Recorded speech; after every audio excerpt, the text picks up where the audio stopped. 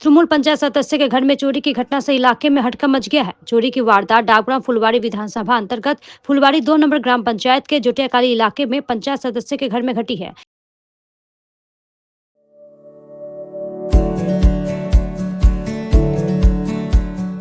Pampered, not just a hospital, but a mother.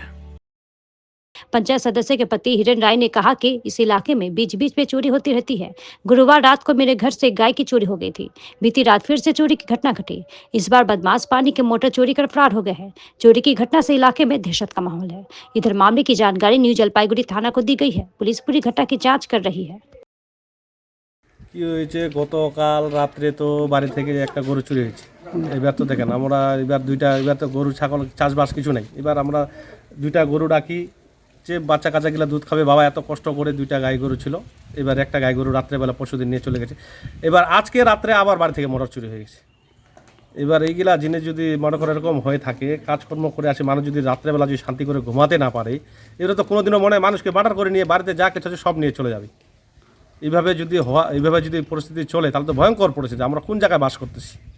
আচ্ছা, প্রশাসনের ব্যাপারটা কী বলবো, প্রশাসন তো প্রশাসনের দিক থেকে চলে, প্রশাসনের অনেক দিন প্রেশার আছে। কালকেও প্রশাসনের সাথে আমার সারাদিনে কথা হয়েছে, রাত্রেও কথা হয়েছে। ইদানিং আমার কাছে এখনও খবর আছে, আমি যাদের নামে কালকে কমপ্লেন করতে চাইছিলাম, এইগুলা তো বাইরের চোর না, এখন বাংলাদেশ থেকে চোর আসে না, যেটা পরিষ্কার কথা। এখনও আমার কাছে যেটা খবর আছে, কালকে আমি প্রশাসনকেও বলছিলাম যে আসেন, আমার সন্দেহ আছে যারা আমার এখান থেকে বাড়ি থেকে যে জিনিসগুলো চুরি হচ্ছে।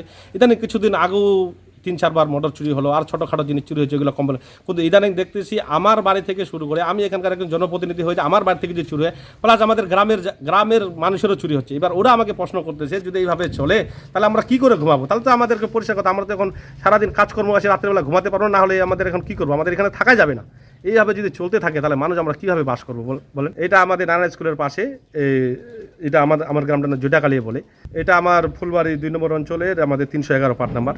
এইভাবে যদি পরিস্থিতির মধ্যে চলে, আমরা তো যে জায়গায় বাস করতেছি এটা ভয়ঙ্কর পরিস্থিতি। তো এইভাবে যদি একটা সাধারণ মানুষ ফ্যামিলি, যদি আমরা সাধারণ ফ্যামিলির লোক আছি, সারাদিন মনে করে কাজকর্ম করে আসে, বাড়িতে যদি ছোটোখাটো জিনিস গরু থেকে শুরু করে মোটর থেকে শুরু করে যা কিছু আসবাবপত্র জিনিস পায় কিছু রাখে না। ইদানিং হাঁস মুরগিও চুরি হওয়া শুরু হয়েছে।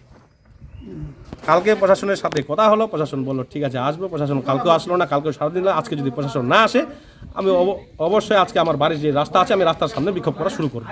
ইদানিং যদি আজকে যদি কোনো পদক্ষেপ প্রশাসন না নেয়, আমি ইদানিং পরিস্থিতি নিচ্ছি 10টা পর্যন্ত দেখবো। 10টার মধ্যে যদি না নেয়, আমি আমার বাড়ির যে রাস্তা আছে, আমি রাস্তা অবরোধ তৃণমূল বলবে পঞ্চায়েত।